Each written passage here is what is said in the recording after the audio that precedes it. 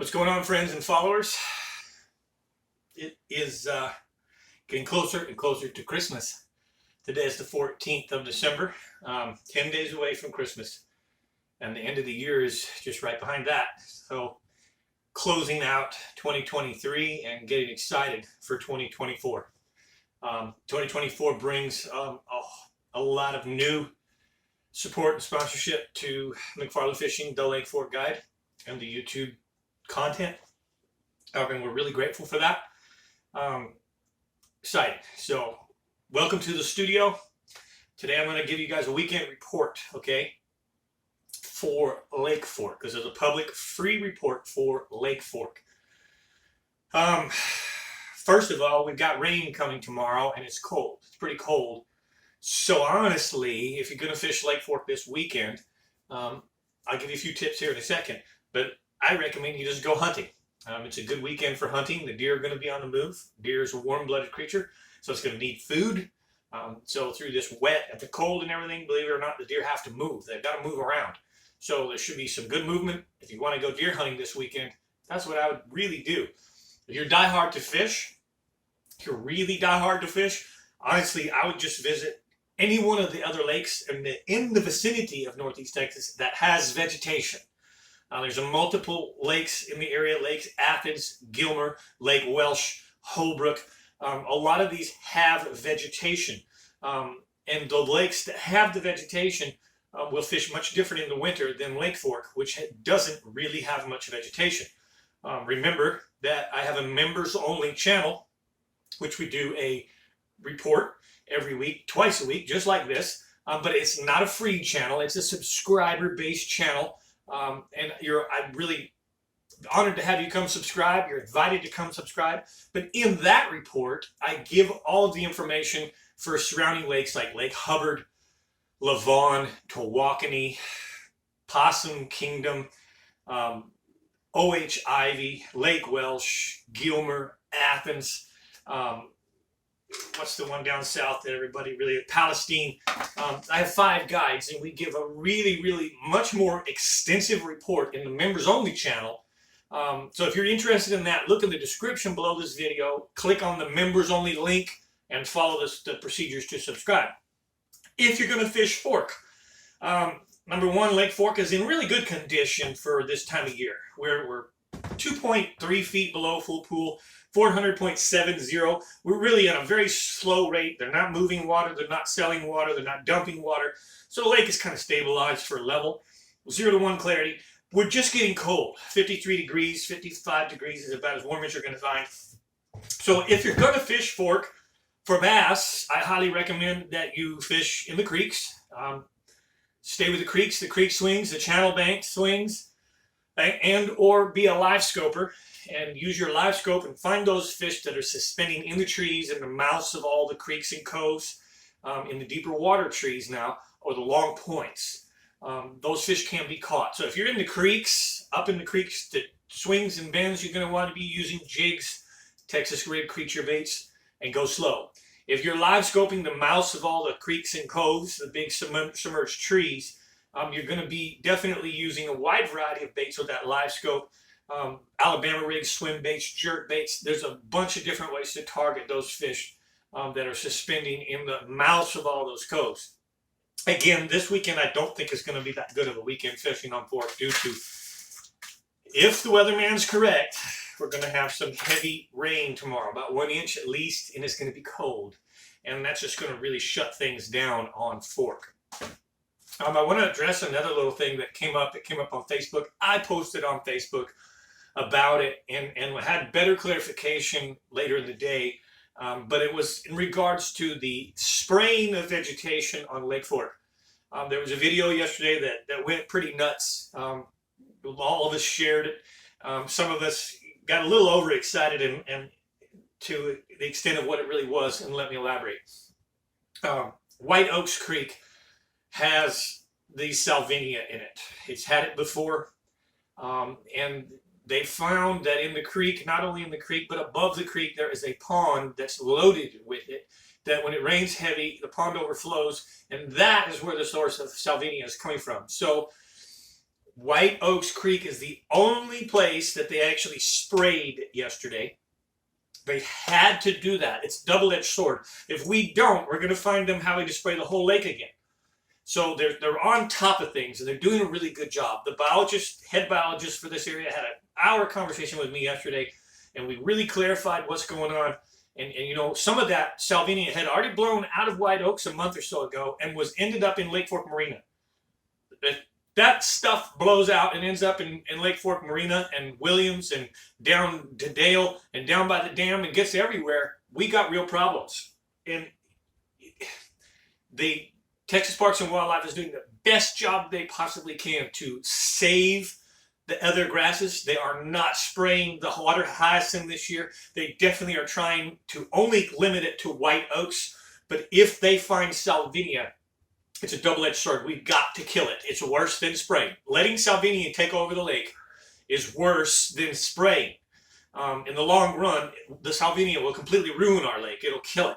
And so I just want you to understand that. It's the salvinia. And here's the thing. A lot of guys commented that, you know, it's wintertime, don't understand why it's going to freeze back. Well, salvinia does not. Salvinia does not die in the cold. In fact, a few years ago when we had the ice and the freeze, they still found salvinia that was not affected by the ice and the snow and the freeze, the Armageddon that we had, the freeze-Armageddon. So the salvinia is bad stuff. Please understand that. And you know, I probably shouldn't have posted immediately like I did because it made it look, and I didn't comment really too much. I just put this is sad. It is sad to see them spray, and they're sad to even have to spray that. But it had to be done, okay? So just understand that and spread the word. They are trying so hard, harder than ever before, to save Lake Fork's vegetation, not destroy it, okay? Don't get the wrong idea. So once again, thank you guys for subscribing. Hit the like button, hit the comment button, share your thoughts.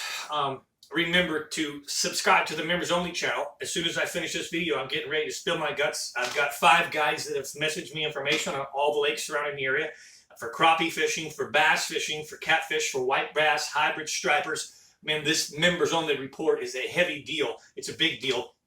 And we even actually going to go ahead today. I'm going to share with you guys a Lake Fork crappie report. I know a lot of you guys like the crappie. So let's do that. Okay, let's give you some crappie. Jackie Wiggins says that the crappie fishing is just incredible right now. If you still want to fish this weekend and you're not faring with the bass, then you can really find the crappie in the deep water areas, mid-lake areas in 30 to 62 feet of water. The shad have been moving out deeper that way, and the crappie are following them. So you want to look for the crappie in the timber, along the creek channels and ledges way out offshore. The best areas seem to be from the 2946 bridge to the 154 bridge. Get in the middle of the lake.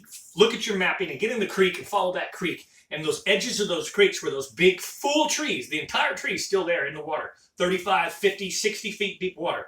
Okay, that's where they're stacking up. So you can go from tree to tree to tree with your live scope and crush them. The pattern, he says, should continue. And the fish actually going to be all the way until they do start to move shallow for the spawn later in late February, early March. Right now, any baits are working. They're doing great on hand-tied jigs. Hand-tied jigs are out fishing the minnows. But even, you know, if you got to use minnows, you're a minnow kind of guy, you will catch them with minnows. Just remember that, honestly, the soft plastics and the hair-tied jigs are out fishing minnows at this time. You want to experiment with the colors with those and decide on a daily basis what they want. Some weeks it's black or green, and others it's just chartreuse. This past week it seemed like blue and gray, and or the natural minnow colors worked best. Remember, they're chasing shad, okay? So that's something there that you can do. Crappie fishing on Lake Fork has been outstanding the last few years. It's one of the top 5 lakes in the United States for crappie, and they're filling the limits, 25 per person, every single day that they fish. So give that a try. There's a little more public information for you.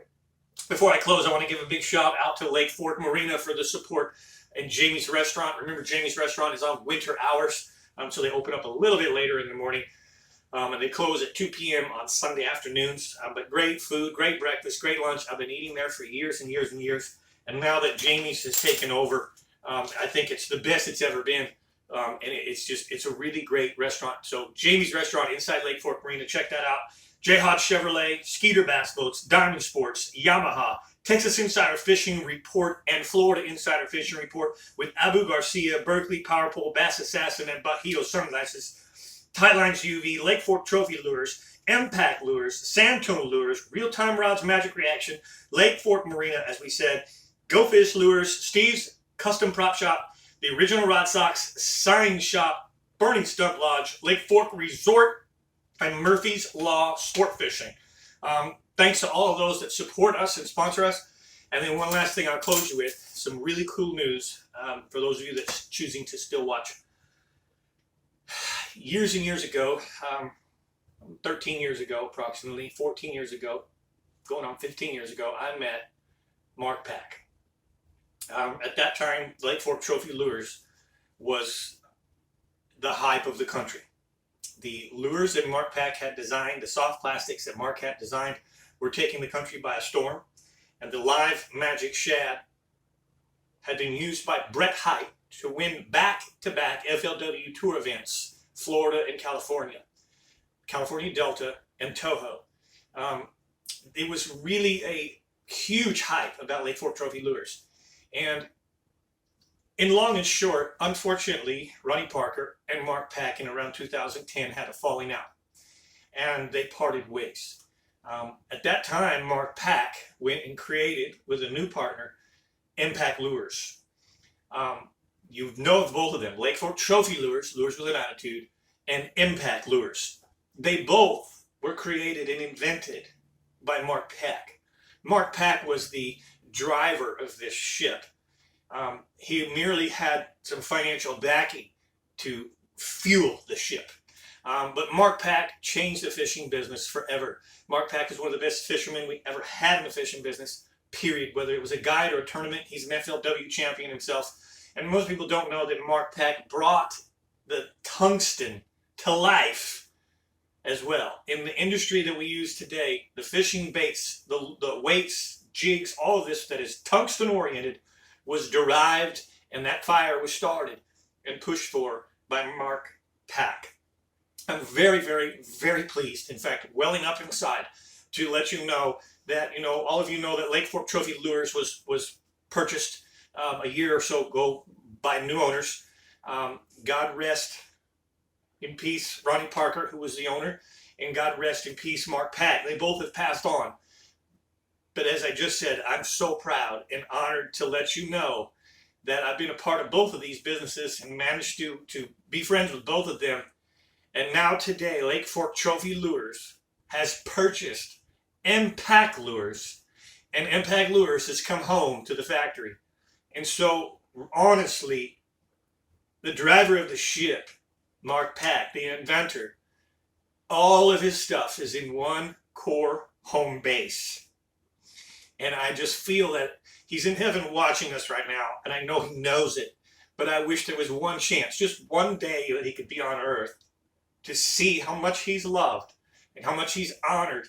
And the new owners of Lake Fork Trophy Lures are paying it forward and want his protege and who he was to live on forever.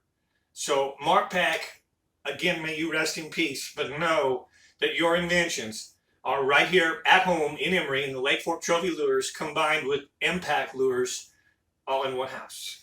All right? It's not a rumor, it's true.